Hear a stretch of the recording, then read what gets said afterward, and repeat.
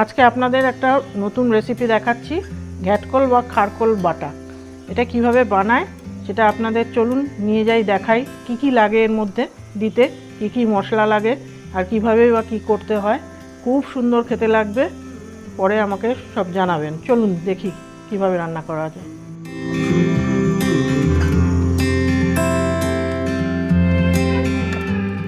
আজ আপনাদের খারকোল বা ঘ্যাটকল বলে পরিচিত এই পাতাটা আপনাদের রান্না করে দেখাচ্ছি। গরম গরম ভাতে এটাকে খাওয়া খুব সুন্দর লাগে। কিভাবে রান্না করছি সেটা আপনারা দেখুন। প্রথমে পাতাটাকে ধুয়ে নিয়েছি ভালো করে, তারপরে এই ডাঁটাগুলোকে কেটে কেটে ফেলে দিচ্ছি। ডাঁটাগুলো কাজে লাগে না কোনো, শুধু পাতাগুলো দিয়েই কাজ হয়, ওই জন্য এটাকে ফেলে দিয়ে পাতাগুলোকে একটু শুকিয়ে নিয়েছি, ভালো করে ধুয়ে তারপর ন্যাকড়া দিয়ে একটু মুছে নিয়েছি। মুছে নিয়ে এবার রান্না করব, চলুন দেখাই।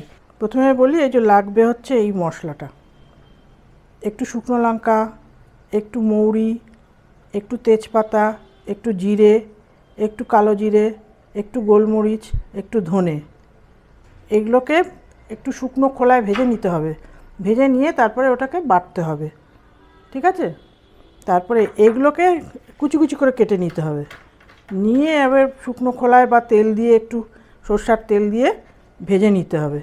ভেজে নিয়ে তারপরে ওই মশলাটা বেটে নিয়ে তারপর তার মধ্যে শিলে এটা বেটে নিতে হবে। তার মধ্যে কী কী দেবেন? নারকেল কোড়া দেবেন, একটু লবণ দেবেন, একটু সরষের তেল দেবেন। প্রথমে একটা কড়া বসালাম, গ্যাসটা অন করে দিলাম। তার মধ্যে একটুখানি এগুলো ভেজে নেব, শুকনো ভেজে নেব। এটা দেওয়ার পর তেজপাতাটা দিচ্ছি। তেজপাতাটা দেওয়ার পর গোলমরিচ দিচ্ছি। সবই ভাজতে হবে, একে একে সব দিয়ে দিলাম। একটু ভেজে নিই, ভেজে তুলে নিয়ে এটাকেও একটু ভাজতে হবে, শাকটাকে। ঘ্যাটকল বা খারকল, এই ঘ্যাটকল বা খারকলটাকে খুব ভালো করে ধুয়ে নিয়েছি। আবার হাত চুলকায় মানে বেশি ঘষাঘষি করলে। ধুয়ে নিয়ে একে আবার মুছে নিয়েছি, নিয়ে এবারে কড়াতে ছেড়ে দিচ্ছি শুকনো খোলায়। সামান্য একটু নুন দিয়ে দিচ্ছি, পরে আর নুনটা দিতে হবে না। এরকমভাবে নেড়ে তারপর শিলে বেটে নিতে হবে। ভাজা মশলাটা এটাও দুটোই, দেখতে থাকুন।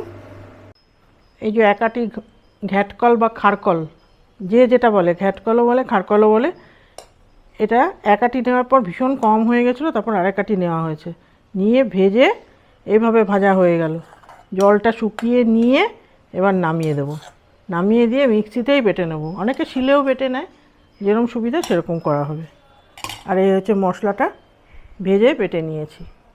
জানেন তো কী কী দিয়েছি, বলাই আছে আগে। এটা মিক্সিতে দেব।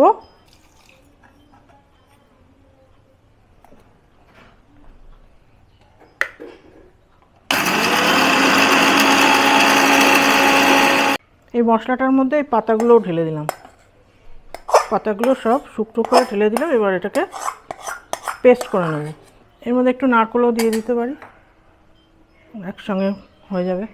আমাদের ঘ্যাটকল রেডি হয়ে গেছে, খারকল বা ঘ্যাটকল। এই যে মশলাটা পুরো হয়ে গেছে, গুঁড়িয়ে নিয়েছি।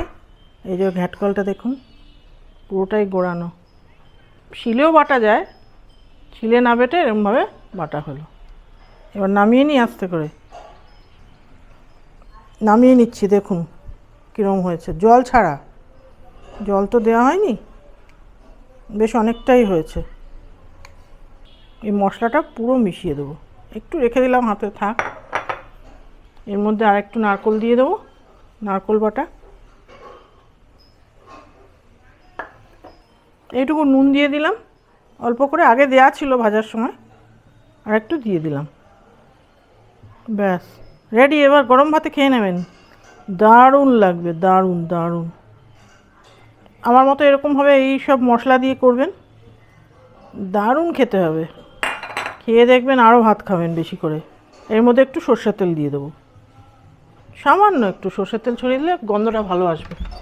এই অল্প একটু সরষের তেল দিয়ে দিলাম।